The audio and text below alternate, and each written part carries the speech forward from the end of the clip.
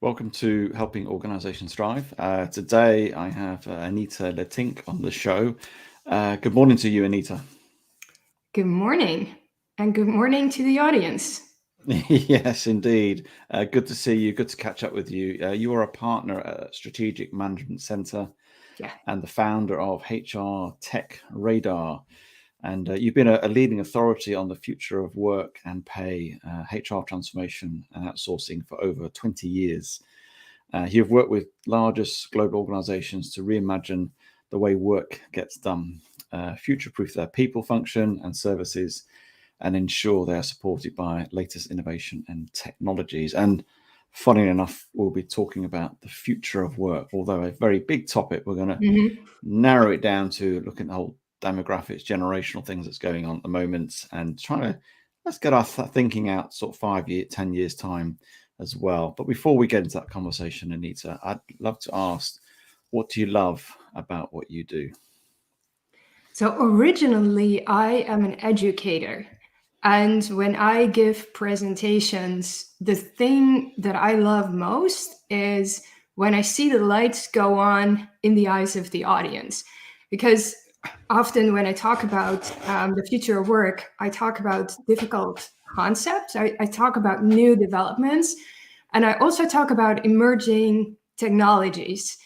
And I enjoy it when people suddenly start to make the connections between, oh, we knew it was difficult, and oh, we saw that trend, but we didn't know or we didn't understand fully what that meant or what that could mean for us, right? So if I can help someone understand and change what they're doing in their companies, that is enormously satisfying.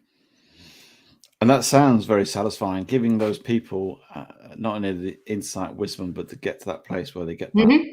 light bulb moment and go, yes, I get it, I Exactly. understand it. It's a wonderful thing, isn't it? I'm not a teacher, I'm not an educator in that sense, but I know within a coaching context we get those aha moments in sessions, not always, and it's nice when some of the penny drops or the mindset shifts and it's go bang and it's like we get it, I'm on it, and it's quite a nice feeling to be part of that facilitation of that process, and the energy that that gives you.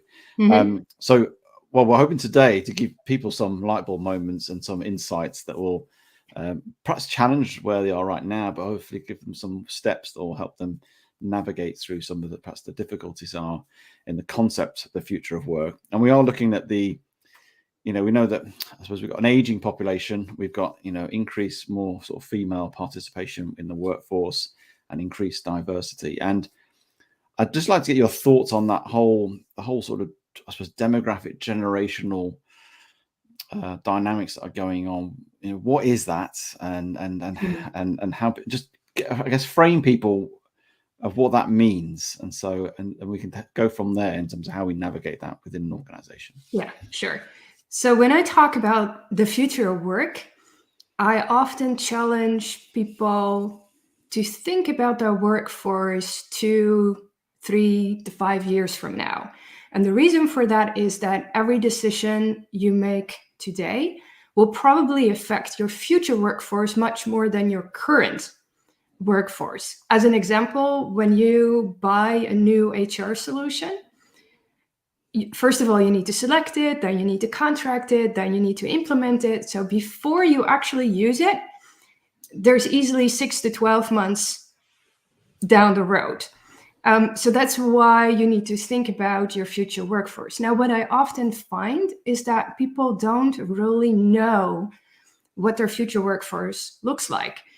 And I try to convince them that data is the base of everything. So understanding your future workforce in terms of data is critical. That is where you start.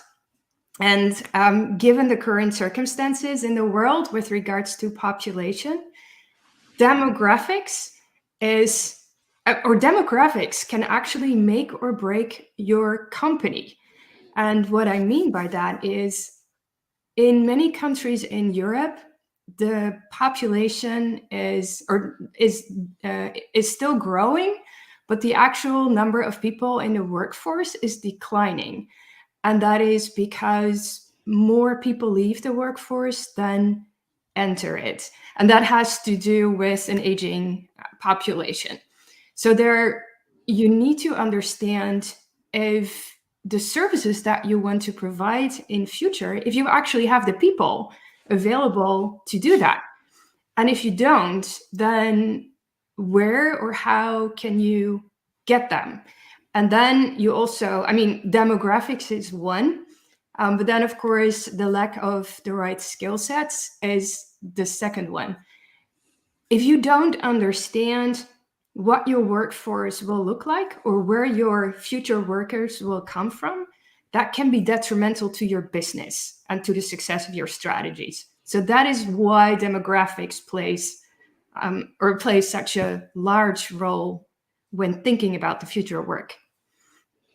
And we know there is a current sort of, I suppose they call it a war on talent, a sense of trying to get good skills and the right talent in the moment. And we know there's this dynamic of what we call the baby boomers who are leaving the workforce. Yes. And you've got a slowing as a birth rates in sort of a lot of countries. And so you haven't got this fuel of more people coming through and you're starting to create this gap. So how do we manage? Well, before we manage that, before we get into that, when we have different generations and working in an organizations, I just want to get your thoughts on that, because obviously we've got the Gen Zs coming to sort of into the workforce now, and you've got the baby boomers at the other end.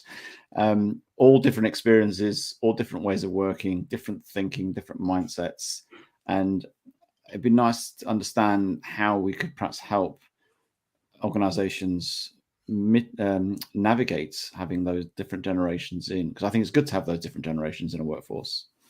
Yeah, but I'm going to answer that question a little bit different from what you think. Okay. Because I do not believe in generations. I think it's a construct to put people in boxes, but there is no scientific evidence to support generations in the workplace. In fact, it's the opposite. Generations do not really exist other than in publications and in marketing, and people find it really comforting to use them and to attribute certain characteristics to generations, right? But the thing is, young people entering the workforce have always had different ideas of how work needs to be done or what their expectations are from work, simply because they grow up in different times, and the educational system that they are in changes over the years.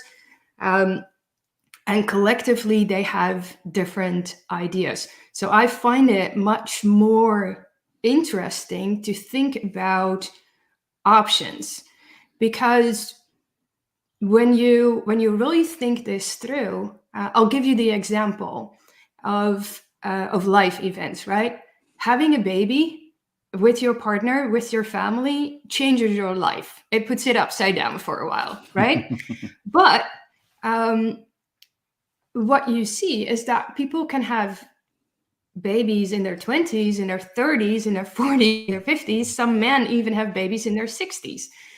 And that is much more influential to what you want from work than the generation that you are in. So I'm always advocating for, leave that construct of generations at the door, because you are thinking about people and you attribute the same things to a generation. And for instance, Generation Z, that is 1.8 billion people. Do you really think that they all want the same thing? Are they all in the same circumstances? My guess would be that, someone who lives in North America needs something completely different from someone who lives in South Africa or in India or anywhere else. So we really need to think much more about the personal circumstances of people. And I would advocate for hyper-personalization, not putting employees in very large groups where there are so many differences. So this is like, we've created these constructs, which I just mentioned, the Gen Z through the baby Mhm. boomers. And I guess what we do, and it's called that, confirmation bias, isn't it? We It put is. a broad brush stroke on a type of people, can be a generation, could be whatever, and then we look for the ways of them meeting that confirmation, that bias that we've set, which again can not help in our thinking, not helping our Yeah. how we navigate it. So you talked about hyper Personalization. personalization. What is that? I mean, I know what hyper is, and just been interesting what that is and how that can help us when we have these differences within the workplace. It means that you need to understand your people really well in the workplace, understand their needs, but don't define them for them. So rather than saying, for instance, I have two benefits packages and you can choose one or the other, say, look, here are my benefits, and feel free to choose from the menu of benefits. Or maybe because you want to buy a house, you don't want benefits at the moment, you want it all in a salary payment. And so I think that we need to ask people more often what they need instead of deciding for them what is good for them, because we don't know their personal circumstances. And the thing, of course, is that outside of work, when we use our personal devices, they are starting to become very personalized. For instance, I have an iPad. When I pick it up in the morning, it already shows me the icon for my newspaper because it knows that I read the newspaper every morning, right? So instead of me downloading the paper and clicking through those menus, it has already done that in the back. And when I pick it up, the first thing I see is, do you want to open the newspaper? And so it starts to know my habits and responds accordingly. And so I think that we need to think much more in those terms when we look at work and how we change the workplace. And that is why I think hyper personalization is what we need to become more aware of. And how realistic is that? Because for me, I appreciate the apps that has algorithms, it has a lot of technology behind it and supports and knows what you do. As human beings, obviously we don't have that sort of capability in terms of monitoring people. So how do we do that? And I appreciate technology might come into play into this. How do we do that on a situation in not so much in like benefits? You gave that example, which I think is a good example of having that choices, but in how we work with other types of people and interactions and different mindsets. How should we navigate that as people? Yeah, it's a really good question because, as you mentioned, when you start to think about hyper personalization, technology plays a role. And using technology in the workplace is always, on the one hand side, it helps with productivity. And on the other hand side, it also has a big brother type of angle to it, right? Where we don't want to feel like we are overruled by the machine or that the machine decides for us. What we really need to think about is, how do we educate workers to work with machines, to work with AI, rather than to become, the object of AI. And I talk a lot with people who are responsible for learning and development about what they do in this area, because I was at a conference a couple months ago and I asked a question: how many of you have a program where you teach people how to work with robots, right? The benefits as well as the risks, so that they are really well informed, that they can use AI when it's beneficial, but that they also know its limitations. And only a handful of people put up their hands. And I think that is one of the areas where we really have to think through how can we best help people to manage this, but also to stay on top of this and not to feel overwhelmed or ruled over, and see artificial intelligence as a threat. Yeah, and it's almost it's shifting that mindset, isn't it, a little bit, in terms of, rather than, I suppose I look at processes, years ago, I used to see processes as some people used to see a process that was like that almost tied them up and they had to do everything by the process. And I always used to flip it and go, no, the process there is to serve me. And if things have changed, because things do change, I need to change the process. I don't change me to the process that was fixed there 4 or 5 years ago. And I think it's that mindset of seeing technology rather than being scared of the big brother. And there is obviously, you've got to be balanced, the safety and everything else, clearly. But actually seeing how can that serve me as opposed to me serving it. And it's having that right mindset, isn't it? And then if actually that technology at that point doesn't serve its function for me now, then I need to change it, update it, whatever it is, rather than think, oh no, we've got this, we've invested so much, we've got to continue with this. That's when it becomes, I think, an issue, doesn't it? It does. And one of the things that I always talk about, and a question that I ask is, if something happens, can you explain your AI to a judge? Because if you can't, then you've clearly lost control of what is happening in the background. And when it comes to HR, there are certain cases where you will end up in front of a judge because your employees take you to court, or the union takes you to court, right? We see now that AI is being used in recruitment, for instance, to make decisions to go from long lists to short lists. If people feel that that has an inherent bias, if people feel discriminated against them, then they will take you to court. And so if you do not know what kind of decisions your AI is making, if you cannot retroactively look at it and say, oh, in this case, it really made the wrong decisions, or these decisions are in line with our company strategy, or with the way that we treat people, with our company culture, then if you don't understand what's happening, then you have a problem. And there are currently some states, some geographies that really put legislation around the use of AI. Now, you know as well as I do that legislation and technology is always, that's always friction. And typically legislation follows technology, meaning technology is being released, we are using it, and then we start to understand the consequences, and then legislation arrives.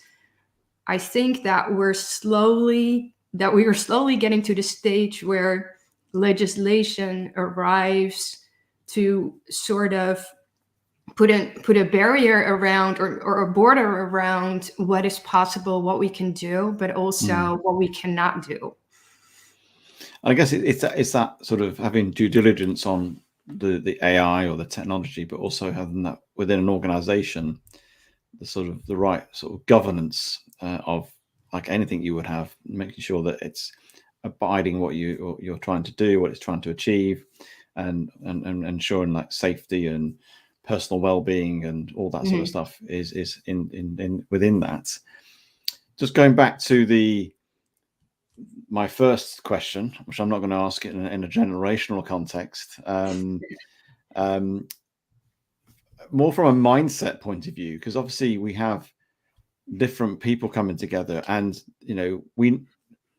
generalization here I'm flagging is that when you get older, you're less likely for change, and when you're younger, you're more open to change. Massive generalization, not always the case. And often that can cause that conflict, can't it? When you want new stuff to come in, and you've had people there for many years and they've always done it this way, or strong. How do we navigate those differences. Certainly when you've got the role of technology, you're talking and AI, and some people get frightened by that, and obviously that's usually the fear that creates this stopping wanting to embrace it, doesn't it?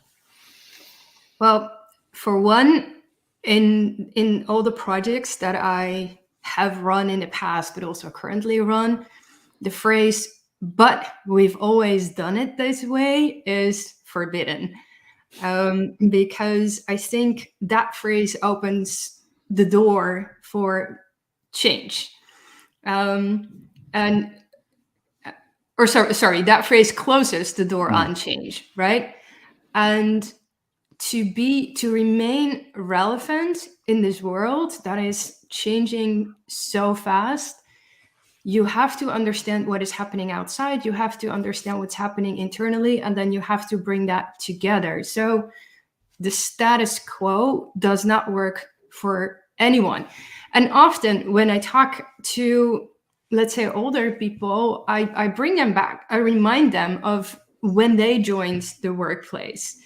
And if it was the case that they just joined and thought, okay, this is the way it's always been here, I'm not going to propose any changes. If you start a conversation in that way, then you quickly discover that everyone who joins a company, it does not matter how old you are, but whenever you arrive in a new situation, you encounter certain things where you think, what is happening here? And why is this happening here? And I know a different way of doing this that could lead to a better result. So I think it is probably more about how long you have been with the company and you are immersed in that culture. And so your expectations for change are a little bit lower because this is what you know, this is the status quo, than it being about age. Because someone in their 50s or 60s could very well, and that's also, I think, why so many people in their 60s become coaches. They ask people questions about the status quo. Really, that is what they do, right? And give them advice on different ways to try things or a new approach. And so I think, look, we always say change is a constant, but it really is. There's no way around it. And if people are listening there right now who, and again, could be young or old, and they struggle with change, they struggle with the newness of things that what advice would you give them to help them get into more of a mindset that would embrace change, that would be more accepting of it and more excited about it? Yeah, that's really difficult because some people thrive on change and they want every day to be different from the last. And some people really thrive in a structure and they like the fact that today is like tomorrow is like the day after. And what I always encourage people to do is really think about your inner change person, right? How much change can you accept? How much change can you deal with?